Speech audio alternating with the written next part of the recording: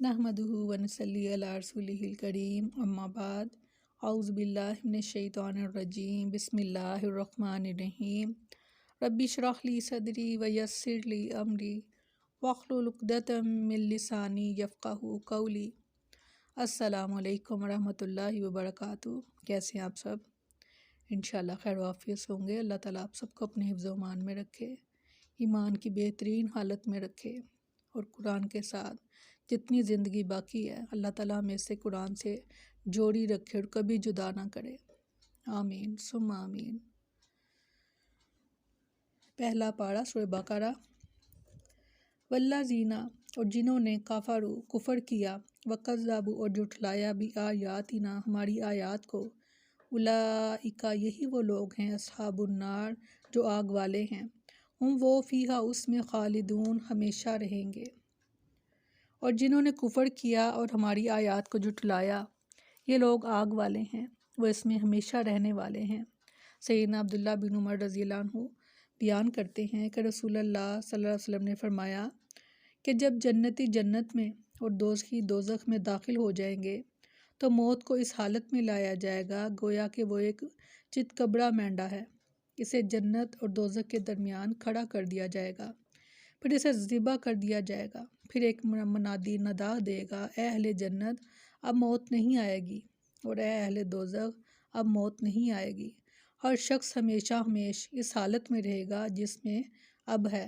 یہ سن کر جنتیوں کی خوشی میں اور دوزخیوں کے غم میں اضافہ ہو جائے گا۔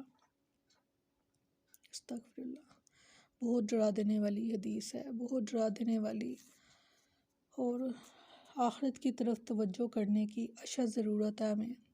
یہ ایسا ہی ہے کہ جیسے آپ کے گھر میں 2 کمرے ہوں، اور جس 2 کمروں میں سے ایک کمرے کو تو آپ خوب سنواریں، صاف ستھرا رکھیں اور استعمال کریں، اور دوسرے کمرے میں کبھی جھانک کر بھی نہ دیکھیں، جبکہ دوسرا جو کمرہ ہے وہاں پر آپ نے ہمیشہ رہنا ہے۔ جس کو آپ سجا رہے ہیں، بنا رہے ہیں، وہاں تو رخصت ہو جانا، وہاں سے، وہاں تو چند دن کا قیام ہے۔ اور جو ساتھ والا کمرہ تھا جس میں ہم نے اپنی زندگی کے ہمیشہ ہر لمحہ وہاں گزارنا تھا، زندگی کیا، وہاں پر تو ہمیشہ رہنا تھا، اور اس کی ہم نے کوئی فکر نہ کی۔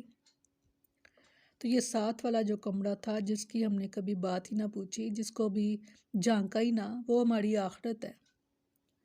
اور آپ کو یہ اس حدیث سے پتہ چل گیا ہوگا کہ جنتی بھی ہمیشہ جنت میں رہیں گے اور دوزخی بھی ہمیشہ دوزخ میں رہیں گے۔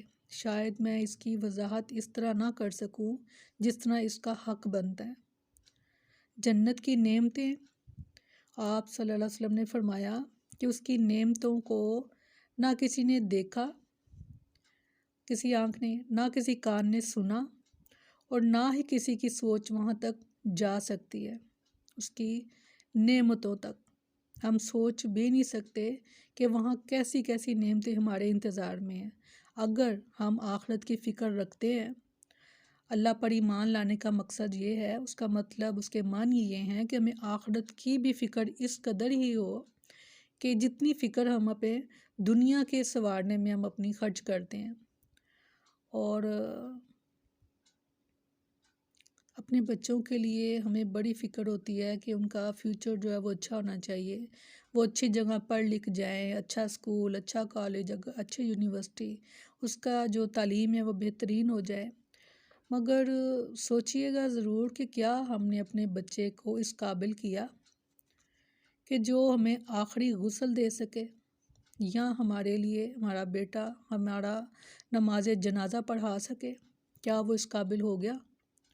کیونکہ موت کا تو نہیں پتہ نا، کسی کو بھی پتہ نہیں کب بلاوا آ جائے گا، کب ہم نے چلے جانا ہے۔ تو اس کے لیے کیا ہم نے اپنے بچوں کی تیاری کر لی؟